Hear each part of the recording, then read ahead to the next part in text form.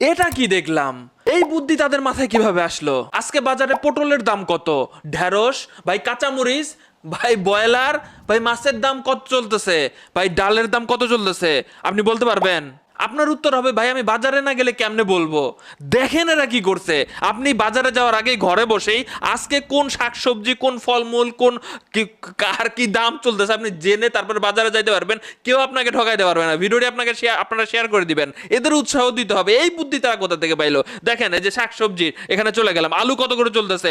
আলু আজকে তারা বাজারটা দরটা তারা সাভার থেকে কালেক্ট করেছে, তারিখ দেখতে পাচ্ছেন 55 টাকা কেজি। আমরা কিন্তু আগেই জানতে পারতেছি। এখানে দেখতে পাচ্ছেন সকল সবজির দাম কিন্তু জানা যাচ্ছে।